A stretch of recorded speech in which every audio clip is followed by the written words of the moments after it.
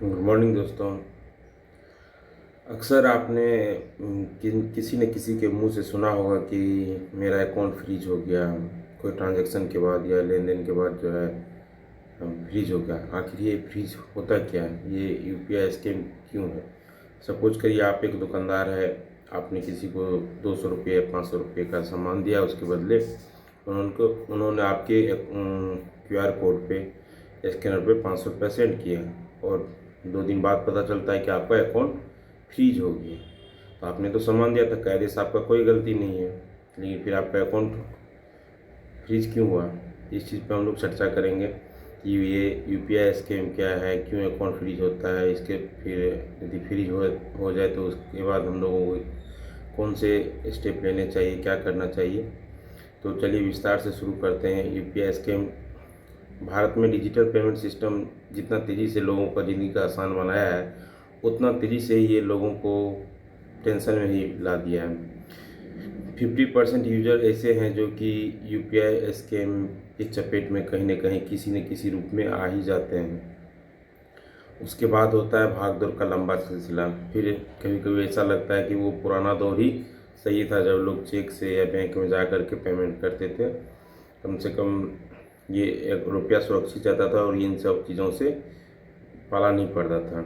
लेकिन अब क्या है कि जितना लोगों को ज़िंदगी जीने का आसान तरीका हो गया, आपको सरकारी सेवा हो, मैच देखना हो, पेमेंट करना हो, रेलवे टिकट बुकिंग हो, एवरीथिंग यूपीआई के माध्यम से हो जाता है।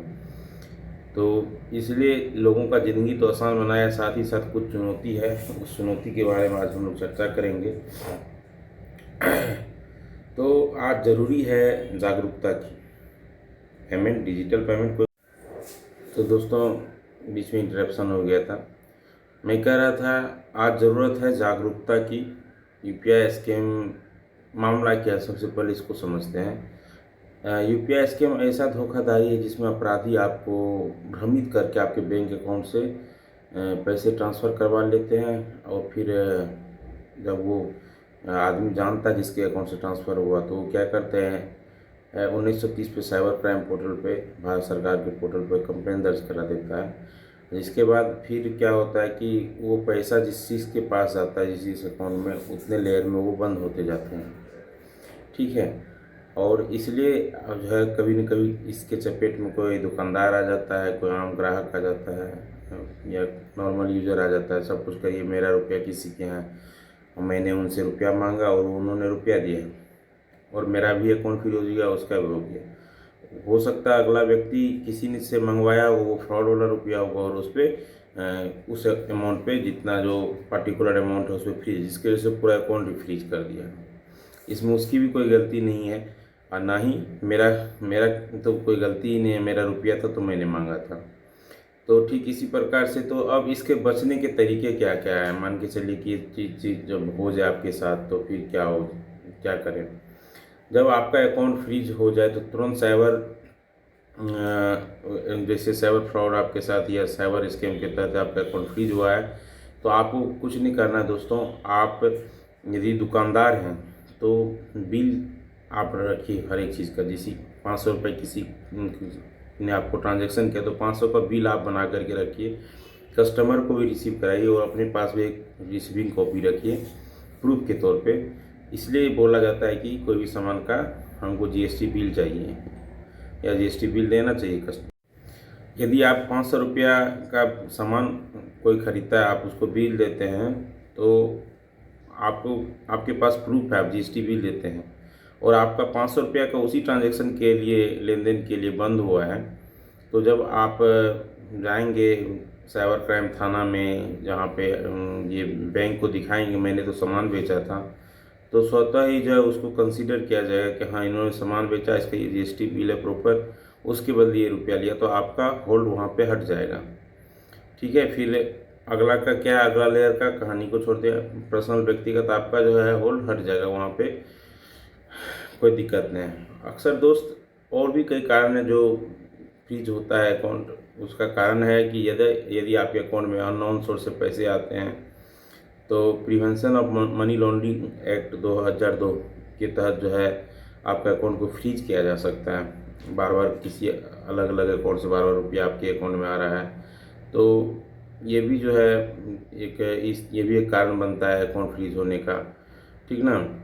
जिससे और आप कितना लोग होते हैं, कितना धूर्त लोग भी होते हैं, जैसे कि आपको 20,000 रुपया भेज दिया, उसके बाद 2 दिन बाद वो कंप्लेन कर दिया नेशनल साइबर क्राइम पोर्टल पे, क्या कि वो जो 20,000 रुपये का है ट्रांजैक्शन आई डी ये फलाना फलाना फलाना जो है ये मैंने नहीं किया है, ऑटोमेटिक हो गया, झूठ बोल करके वो होल्ड करवा देता है। इससे भी अकाउंट फ्रीज हो जाता है।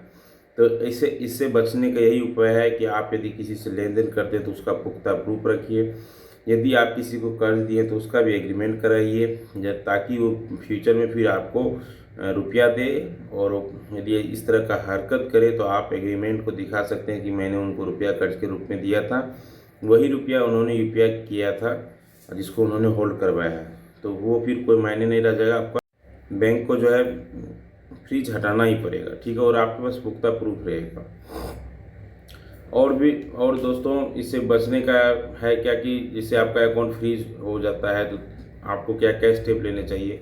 तुरंत अपने बैंक से संपर्क कीजिए, पता कीजिए ट्रांजैक्शन डिटेल के बारे में कि क्यों मेरा अकाउंट किस वजह से बंद हुआ। उसको वहाँ पे वो स्टेटस दिखाएगा फलाना साइबर थाना में या फलाना जगह आपके इस वजह से होल्ड हुआ है, वो चीज़ आपको पता चल जाएगा।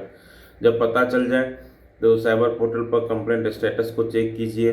फिर 1930 पे भी आप कॉल करके पता कर सकते हैं एक्नॉलेजमेंट नंबर पे, फलाना मेरा एक्नॉलेजमेंट नंबर है, मेरा अकाउंट फ्रीज हो गया, इसके साथ हमको क्या करना चाहिए।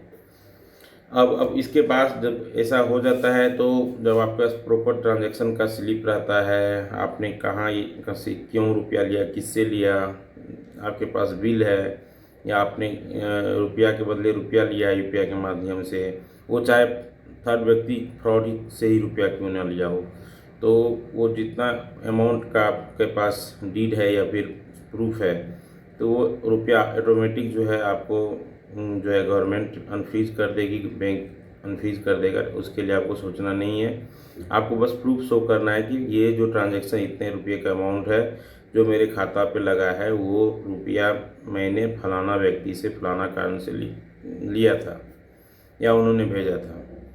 तो आज डिजिटल पेमेंट खतरा के तौर पे नहीं है, अच्छा चीज़ है। यदि इसे कुछ परेशानी आ रही तो इसका समाधान भी है, हम लोगों को जागरूक होने की ज़रूरत है। बस जागरूक रहिए, सतर्क रहिए, सावधान रहिए। यूपीआई फ्रॉड बहुत चल रहा है, किसी भी लेन देन से पहले आप जांच कर लें, परख लें।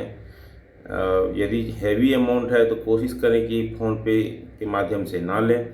आप उनको बोलें कि चेक लगाइए, चेक से हमको रुपया दीजिए।